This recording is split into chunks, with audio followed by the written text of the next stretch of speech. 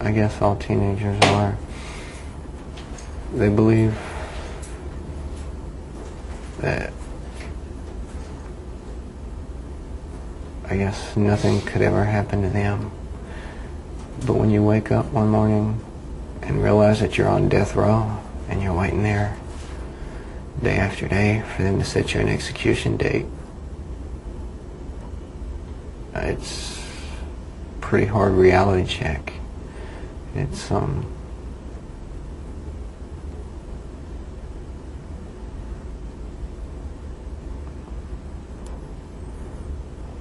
think you realize it's a pretty harsh world.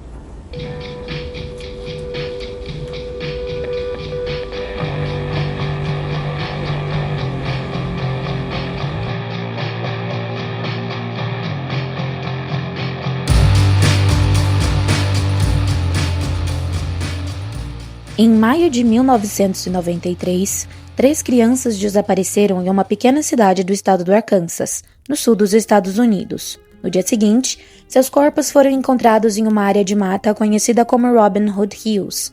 O que inicialmente parecia ser um caso de homicídio brutal, rapidamente se transformaria em algo muito maior, ainda mais trágico e mais complexo do que se poderia imaginar. Um caso que mobilizaria uma comunidade inteira, ganharia repercussão internacional e levantaria perguntas que permanecem sem respostas até hoje. A quem interessava que Damien Echols fosse condenado junto com outros 2 adolescentes, mesmo sem nenhuma prova? E onde está a justiça verdadeira para Steve Branch, Michael Moore e Christopher Byers? Para entender o que aconteceu e o grande impacto dessa história, precisamos voltar um pouco no tempo. A cidade de West Memphis está localizada no estado do Arkansas, dentro de uma região conhecida como Cinturão da Bíblia, que fica no sul dos Estados Unidos e onde o cristianismo protestante exerce forte influência sobre a cultura, política e o cotidiano das pessoas. Nessas regiões, a religião cristã não é apenas uma crença individual. Ela define valores sociais, molda comportamentos e muitas vezes estabelece o que é considerado certo ou errado dentro de uma comunidade. A West Memphis do início dos anos 90 era uma cidade pequena, conservadora e marcada por dificuldades econômicas. Localizada na região do Delta do Arkansas, uma das áreas historicamente mais pobres do país, a cidade carregava problemas estruturais profundos como a desigualdade e a falta de oportunidades. Além disso, possui um sistema social que frequentemente deixava jovens à própria sorte. Ao mesmo tempo, os primeiros anos da década de 90 também eram conhecidos por um fenômeno cultural que marcou os Estados Unidos, mas que percorre todo mundo ainda hoje, o chamado pânico satânico. When kids will do their sacrificing and their animal mutilation, they'll do it within a pentagram. They'll put black candles on each of the points of the pentagram, a grill over the top, and allow the blood to drip into some kind of container because they use it for bathing in or drinking. As crenças de que cultos satânicos assassinos estavam se espalhando pelo país ganharam cada vez mais força, impulsionadas por programas de televisão, líderes religiosos e até investigações policiais. As pessoas começaram a acreditar que grupos satanistas estavam envolvidos com crimes trágicos e ritualísticos, mas a maioria dessas ideias disseminadas partiam de teorias da conspiração. Pensando nisso, bandas de rock, roupas escuras, livros de terror e estilos pessoais underground poderiam ser considerados altamente fora do padrão. Autores renomados do horror, como Stephen King, eram vistos como uma aberração na cidade, sendo seus leitores pessoas perigosas e não confiáveis. Isso se aplicava para qualquer costume fora dos parâmetros culturais estritos propagados pelo cristianismo. Em comunidades como West Memphis, as diferenças eram facilmente confundidas com ameaças. Foi nesse contexto que Damien Echols cresceu. Desde muito cedo, sua vida foi marcada por inúmeras instabilidades. Ele viveu em condições precárias e tinha uma família negligente, sem estrutura emocional ou financeira para dar o suporte necessário na criação dos filhos. Ainda adolescente, apresentava sinais claros de sofrimento psicológico, incluindo episódios de depressão e comportamentos autodestrutivos, tendo pouco ânimo para viver. Damien foi institucionalizado diversas vezes nessa fase da vida. Passou por hospitais psiquiátricos, centros de detenção juvenil e diferentes formas de intervenção estatal que na prática pouco fizeram para mudar sua realidade. O que se mascarava como apoio contínuo era na verdade um sistema fragmentado que tratava sintomas, mas ignorava as causas. Damien tinha de construir uma identidade própria, seu próprio senso de referência. Ele não nasceu Damien, e sim Michael Wayne Hutchison, mas adotou esse nome na adolescência, assim como um estilo visual diferente do padrão local, demonstrando constante interesse por temas como filosofia, espiritualidade e ocultismo. Em outro contexto, isso poderia ser apenas uma fase, mas em West Memphis, naquele momento histórico, isso era suficiente para chamar a atenção, e não de forma positiva. Para parte da comunidade, principalmente para algumas figuras dentro das forças policiais, Damien não era apenas um adolescente problemático. Ele era visto como alguém mais, alguém que representava perigo e alerta. Entre esses agentes da lei estava o oficial responsável pela condicional juvenil, Jerry Driver, conhecido por sua forte crença em teorias relacionadas ao satanismo e conspirações diversas. Durante anos, Damien foi observado, abordado e até assediado por Jerry Driver em diversos momentos, tratado como alguém que inevitavelmente acabaria envolvido em problemas maiores. E ele estava certo, já que ele mesmo se encarregaria disso. Antes de qualquer crime acontecer, já existia uma narrativa sendo construída ao redor do menino. Uma narrativa baseada não em provas, mas em aparência, comportamentos e suposições. Ao longo da adolescência, Damien acumulou diversos registros de interação com a polícia. À primeira vista, isso poderia sim reforçar a imagem de um jovem problemático. Mas, ao analisar esses registros de perto, o contexto se torna mais complexo. Afinal, muitas dessas ocorrências não envolviam crimes graves, quando não envolviam crime nenhum. Eram, em grande parte, situações relacionadas a comportamentos considerados desviantes, discussões, pequenos conflitos, atitudes vistas como desafiadoras, ou simplesmente o fato dele estar nos lugares errados, com as pessoas erradas, bem entre aspas, como em sua primeira prisão, quando ele foi pego com a ex-namorada Domini em um trailer abandonado, onde eles estavam tendo um momento íntimo. Eccles já tinha cometido algumas contravenções e não tinha nenhuma paciência com as pessoas, se tornando um garoto rebelde com alguns de seus conhecidos, o que acabou não contribuindo para sua fama. Mas não era algo fora do comum para um adolescente com as experiências que ele teve. Muitas das punições que ele recebia eram completamente desproporcionais. Em uma cidade pequena, onde reputações se formam rapidamente, esse tipo de histórico tende a se acumular. E com o tempo passa a funcionar como uma espécie de justificativa implícita para abordagens cada vez mais frequentes, entrevistas desnecessárias e invasão de privacidade constante. Relatos posteriores indicam que Damien era parado, questionado e revistado com regularidade, não necessariamente por algo que tivesse feito naquele momento, mas por quem ele já era aos olhos das autoridades. Esse padrão levanta uma questão recorrente em contextos semelhantes. Em que ponto a vigilância se transforma em perseguição? E mais do que isso, quando o indivíduo já foi previamente rotulado, até que ponto suas ações continuam sendo interpretadas de forma imparcial?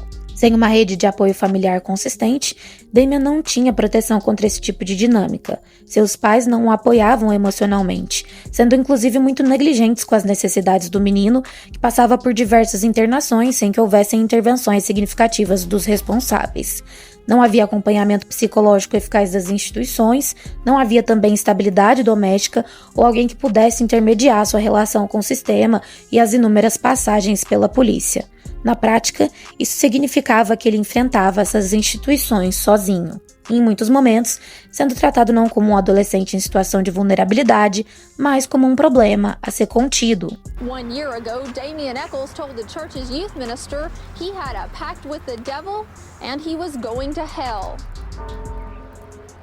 Como antes evidenciado, ainda jovem, Damien passou por hospitais psiquiátricos e centros de detenção juvenil. Essas instituições, que em teoria deveriam oferecer cuidado e reabilitação a um jovem tido como problemático e depressivo, frequentemente operavam com recursos limitados e abordagens padronizadas. Sem acompanhamento individualizado, o que muitos jovens recebiam era contenção, isolamento, medicação e disciplina forçada. Sem um trabalho consistente de reintegração, o retorno à sociedade acontecia sem mudanças estruturais reais, e em muitos casos, com ainda mais estigmatização, o que ainda continua a acontecer até hoje, infelizmente.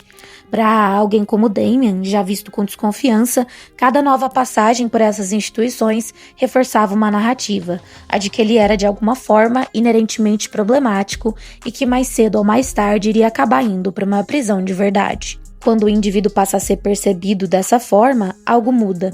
As interpretações deixam de ser neutras, ou pelo menos imparciais. Comportamentos comuns passam a ser vistos como sinais de algo maior. Interesses pessoais, como leitura, música ou espiritualidade, podem ser reinterpretados como indícios de perigo. E no contexto específico de West Memphis, onde o medo do satanismo já circulava, essa distorção ganhava ainda mais força. Damien não apenas se destacava, ele destoava. Em um ambiente social pouco tolerante à diferença, isso era suficiente para colocá-lo sob constante suspeita. Mas Damien não era o único jovem inserido nesse cenário. Outros adolescentes também viviam à margem desse mesmo sistema e seriam tão vítimas quanto os 3 que haviam sido assassinados em 93. Jason Baldwin, seu amigo próximo, compartilhava parte desse afastamento social, vivendo uma vida dura e difícil, com constantes privações financeiras. Enquanto isso, Jesse Misskelley, um conhecido de Damien e amigo de Jason, e mais tarde se tornaria uma peça central no caso, apresentava limitações cognitivas significativas. Esse detalhe, embora essencial, não receberia a atenção necessária nos momentos mais críticos da investigação. A descoberta dos corpos marcou o início de uma investigação sob forte pressão. West Memphis era uma cidade pequena, onde crimes dessa magnitude não eram comuns. E diante da brutalidade da cena, a expectativa por respostas foi imediata. Autoridades locais precisavam agir rápido, afinal, a comunidade queria segurança e as famílias, justiça. A pressão pública, quando a investigação se encontra nas mãos erradas, pode se tornar motivo para justificar atrocidades e erros judiciais, sendo o caso do trio de West Memphis um dos maiores exemplos de injustiça que escancara os problemas estruturais de um sistema que se mantém condenando inocentes todos os dias.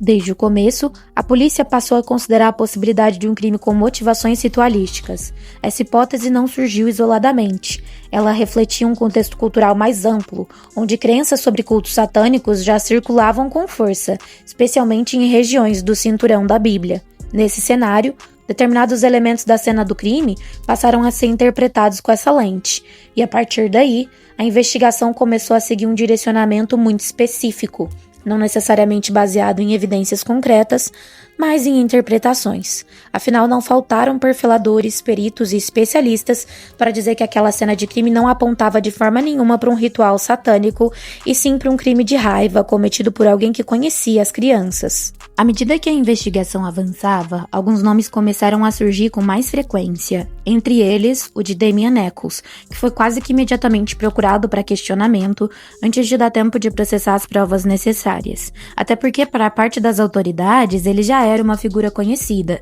Seus antecedentes, sua aparência, seus interesses pessoais, todos eles traziam más impressões e contribuíam para que ele se encaixasse no perfil que construíram sem nenhuma experiência prévia com casos como esse. Jason Baldwin, seu amigo, também entrou nesse radar e pouco depois um terceiro nome foi incluído, Jesse Misskelley.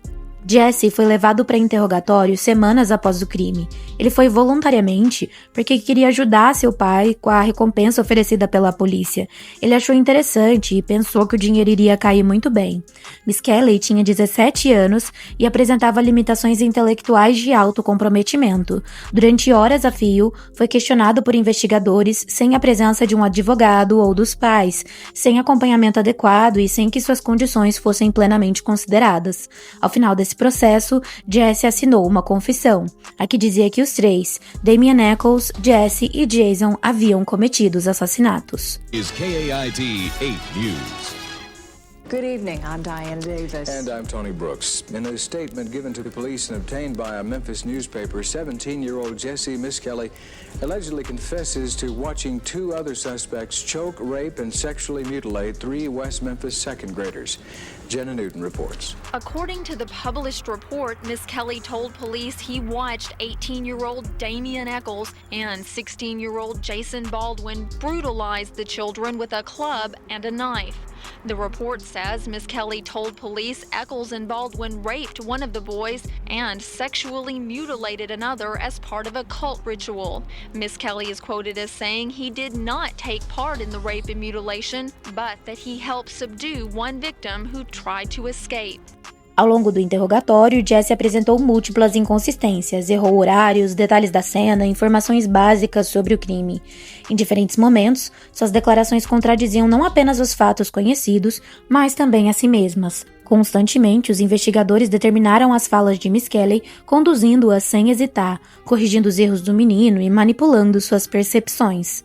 Sua confissão não foi gravada por inteiro, apenas no momento em que ele se declara culpado e descreve o ocorrido, seguindo as orientações constantes da equipe policial.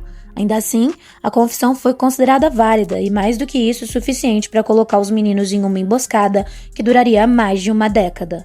Com a confissão de Miss Kelly, Damian Echols e Jason Baldwin foram formalmente associados ao crime, pois o depoimento os ligava diretamente ao ocorrido, sendo essa uma das únicas evidências realmente concretas da promotoria, já que as outras informações usadas para acusá-los eram contraditórias, especulativas, preconceituosas e ignorantes. Não haviam evidências físicas que os ligassem diretamente à cena. Os álibis apresentados por testemunhas eram consistentes e foram ignorados. A confissão de Jesse foi completamente coagida e fora de contexto, mas a narrativa naquele ponto já parecia estabelecida. Outros depoimentos começaram a surgir, alguns que reforçavam a versão construída pela acusação. Testemunhas que anos depois confessariam suas mentiras, acusavam os meninos em troca de penas mais brandas por atos cometidos contra a justiça americana. E ao longo do tempo, mais relatos de pressão policial, indução de respostas e até fabricação de declarações começaram a aparecer. Mais do que adianta agora, isso não foi considerado em 93 nem em 94 quando ocorreram os julgamentos, e ainda hoje Damian Echols, Jason Baldwin e Jesse Miss Kelly lutam para afirmar sua inocência diante do sistema. Enquanto isso, outras possibilidades não receberam o mesmo nível de atenção, entre elas a figura de Terry Hobbs, padrasto de Steve Branch, uma das vítimas. Além de comportamentos estranhos e álibis frágeis, Terry Hobbs e sua esposa, Pamela Hobbs, mãe de Steve, se comportavam com estranheza na frente das câmeras, sorrindo em entrevistas e fazendo cenas dramáticas que claramente eram ensaiadas.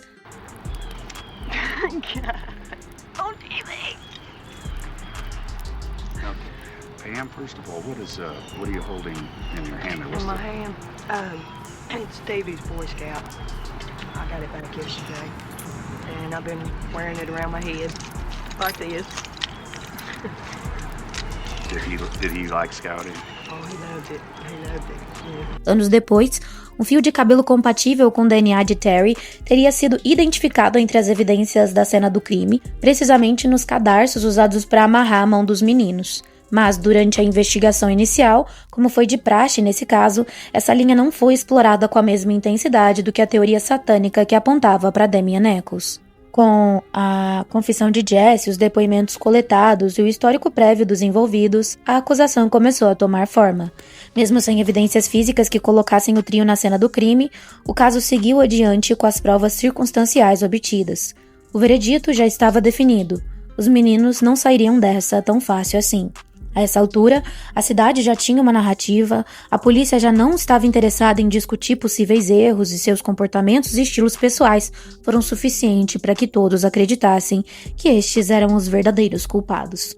Os 3 adolescentes, especialmente Damian Echols, foram associados a uma ideia de violência ritualística em um ambiente já influenciado por medo, religião e pressão social. Isso era suficiente para moldar percepções. E quando percepções se consolidam, elas passam a influenciar decisões, inclusive dentro de um tribunal. O que começou como uma investigação sobre um crime brutal, agora caminhava para se transformar em um dos maiores casos de erros judiciais da história dos Estados Unidos. Um caso construído sobre confissões questionáveis, testemunhos inconsistentes e uma narrativa que parecia pouco a pouco se fechar sobre si mesma. Press conference, Inspector Gary Gitchell said the case against the accused teens is very strong. Scale of 1 to 10, how solid is the case? 11. Os julgamentos aconteceram no início de 94 e Jesse Miss Kelly foi julgado separadamente. Sua confissão, obtida após horas de interrogatório, foi o elemento central da acusação. E apesar das inconsistências, ela foi considerada admissível diante do juiz. Mesmo com o esforço da equipe de defesa, Jesse foi condenado à prisão perpétua, além de anos adicionais de pena. Pouco depois, foi a vez de Damian Echols e Jason Baldwin. Nesse caso, não era possível utilizar a confissão de Miss Kelly como prova, então a promotoria se baseou em 3 pilares principais. O primeiro, o histórico dos acusados. O segundo, os testemunhos apresentados, que eram mentirosos. Diversas pessoas cometeram perjúrio no dia do julgamento dos dois, tudo com aval do sistema de justiça norte-americano. E o terceiro pilar era a ideia de que o crime teria motivações ritualísticas satânicas. Durante o julgamento, elementos como roupas, gostos pessoais e interesses de Damian foram apresentados como indícios de caráter. Não eram evidências, mas serviam como sugestão de quem eram Jason e Eccles. E isso pareceu suficiente para o júri, que condenou Baldwin à prisão perpétua e Damian Eccles ficou com a pena capital, sendo enviado ao corredor da morte no início do seu 18º ano de vida. Nos anos que se seguiram, Damian viveu sob uma realidade extremamente restrita, onde isolamento prolongado e a rotina controlada eram constantes. Não havia privacidade e a cela era comparada com um caixão, sendo extremamente pequena e repleta de animais nocivos à saúde, como ratos e pernilongos. Na época de calor, Damian vivia apavorado pela nuvem de mosquitos que nunca ia embora. Era basicamente capaz de levar os detentos à loucura, já que os barulhos eram infernais durante a madrugada. Além da constante possibilidade de execução, as doenças, brigas e violência, Damian chegava a ficar meses sem tomar sol e era encarcerado em uma solitária sem ver nenhuma outra pessoa por longos períodos. De acordo com seus relatos posteriores, essa época foi marcada por um processo interno intenso.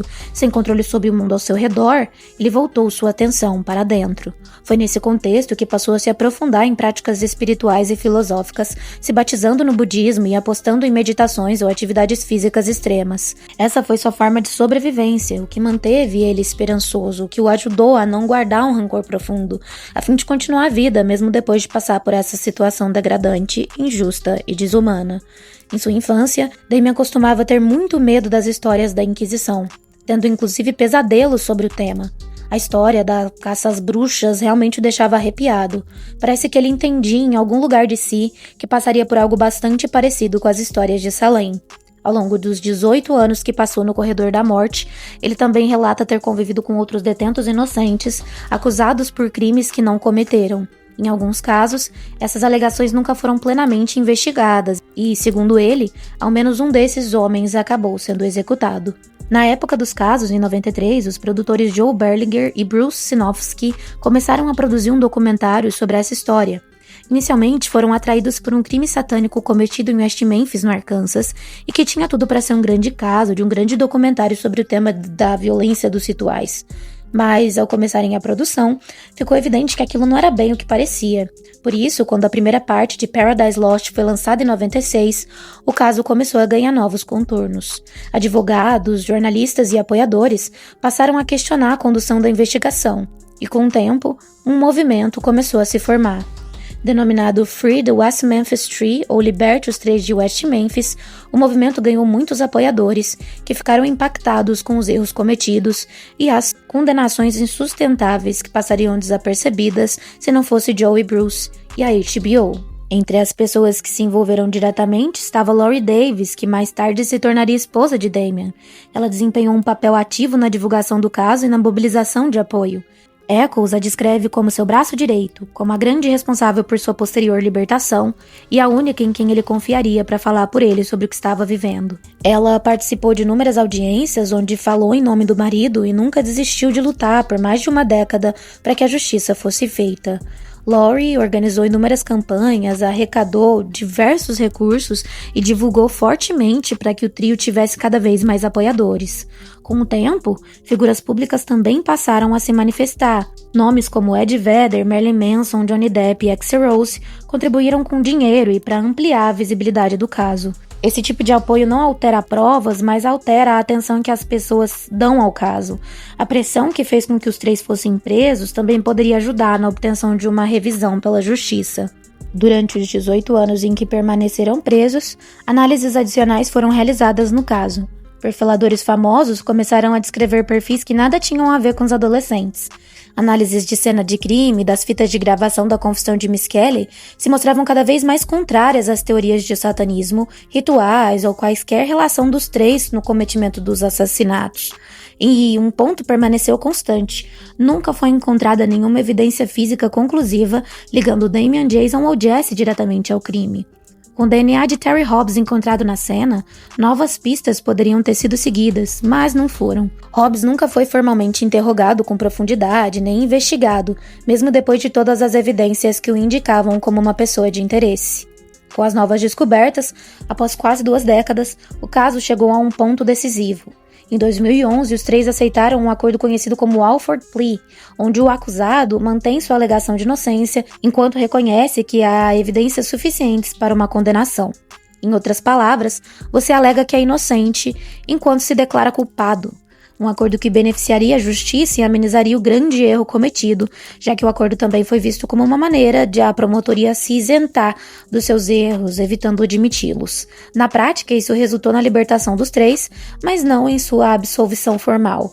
Damian deixou o corredor da morte, Jason e Jesse também foram libertados. Depois de quase 2 décadas, é necessário repetir, mas o caso em si permaneceu aberto. O crime nunca foi oficialmente resolvido, nenhum outro responsável foi condenado e as perguntas centrais continuam sem respostas.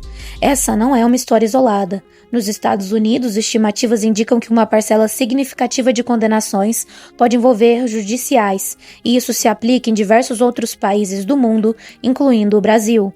Organizações dedicadas à revisão de casos apontam que uma porcentagem relevante de pessoas no sistema prisional pode ter sido condenada injustamente, e quando se trata de pena de morte, o impacto dessas falhas se torna irreversível. Muitos desses indivíduos não têm acesso a recursos, não têm visibilidade e não têm apoio público, vivendo sem nunca conseguir a oportunidade de revisar suas condenações. A história de Damian Eccles, Jason Baldwin e Jesse Misskelley levanta uma questão difícil, não apenas sobre o que aconteceu em 93, mas sobre como sociedades lidam com culpa, medo e urgência por respostas, porque em determinados contextos, a busca por justiça pode se confundir com a necessidade de encerrar um caso rápido, de dar nome, de apontar um culpado e seguir em frente, mas é preciso ter em mente que as aparências enganam, sendo necessário muito mais do que narrativas consistenciais para condenar pessoas dessa forma. O erro cometido continua ecoando, já que ninguém nunca admitiu a verdade e não houve reparação suficiente para que os traumas gerados fossem cuidados. No final, o que era um caso de 3 vítimas se tornou um caso de 6 vítimas completamente inocentes que perderam suas vidas de diferentes formas e foram revitimizadas centenas de vezes.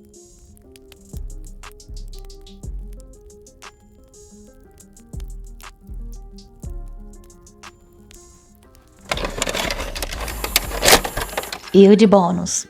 Vou dar meus 5 centavos de opinião a respeito de tudo o que a gente conversou aqui, a respeito principalmente do caso do Damian Eccles. Eu quero falar com vocês, vou mostrar aqui pra vocês, ó. Esse livro aqui, peraí. Esse livro aqui, acho que tá dando pra ver direito, peraí, é isso aí.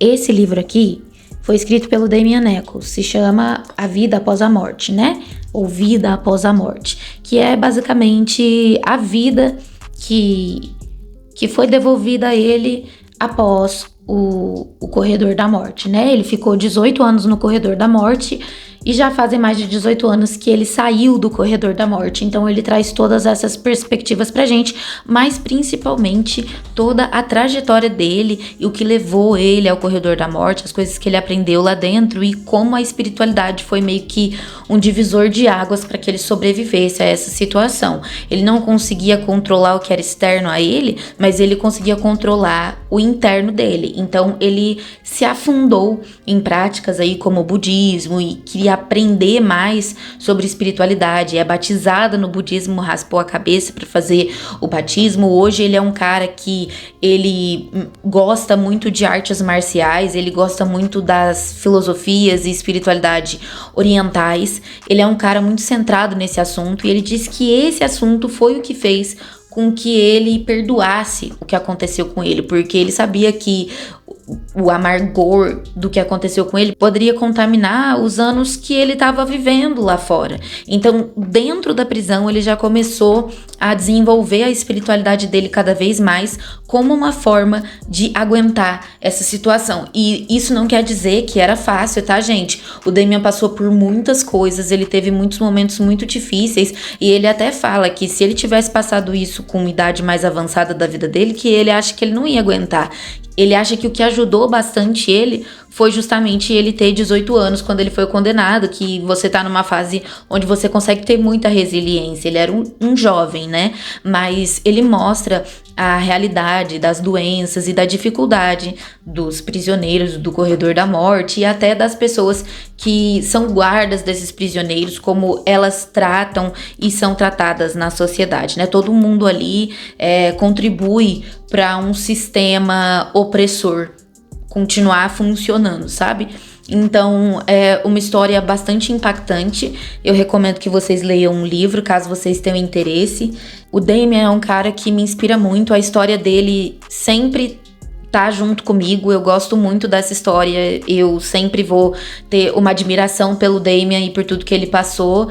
E vou ter também uma empatia, porque pensa, gente, qualquer um de nós que tem um pouquinho de diferença, que é um pouquinho esquisito, imagina o jeito que a gente não seria tratado numa situação daquela, né? Então, eu acho que o que aconteceu com eles pode acontecer com qualquer pessoa, ou poderia acontecer com qualquer pessoa que tivesse um estilo mais alternativo. Então, eu acho a história dele muito foda, a resiliência dele muito foda e a forma como ele vê a vida muito foda, sabe? Eu queria pontuar todas essas coisas pra vocês, pontuar também que o documentário Paradise Lost é uma grande referência que eu utilizo aqui. É um documentário grande, tem 2 horas cada episódio.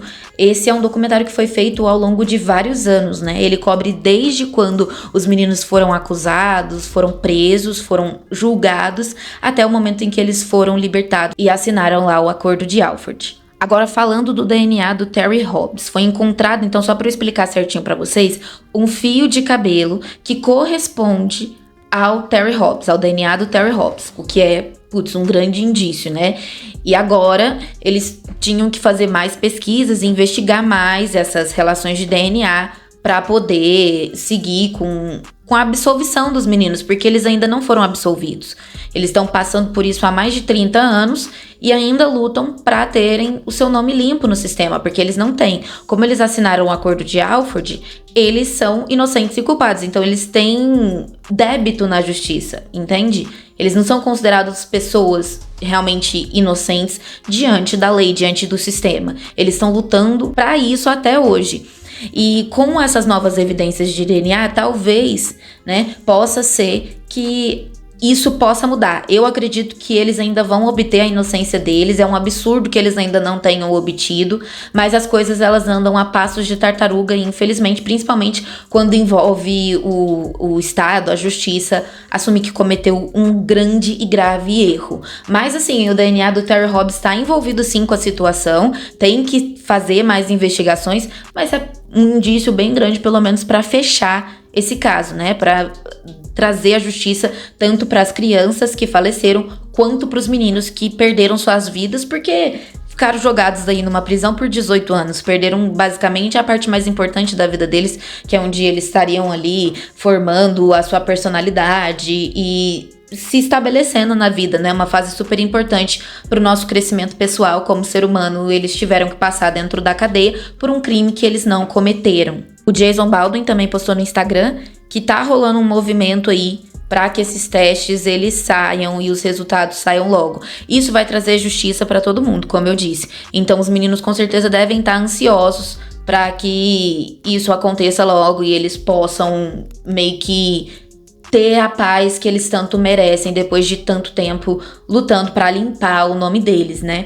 Então, me diz aí o que você achou desse caso, me fala aí nos comentários se você já conhecia, provavelmente você já conhecia, que esse caso é muito disseminado, muito conhecido, mas se você não conhecia, deixa aí também sua opinião. É um caso muito pesado, mas que eu queria muito trazer ele como primeiro vídeo do canal, porque ele me marcou muito, e o Damien ainda é uma pessoa que eu acompanho, que eu admiro, e que eu espero que tenha muitas coisas boas, muita prosperidade na vida dele, do Jason e do Jesse, porque não é fácil não, galera. E espero que a justiça seja feita pelos meninos que perderam suas vidas. Eu espero que realmente pelo menos uma resposta, um fechamento seja dado para a família, né, para as famílias desses meninos. E é isso aí. Até a próxima, daqui 15 dias.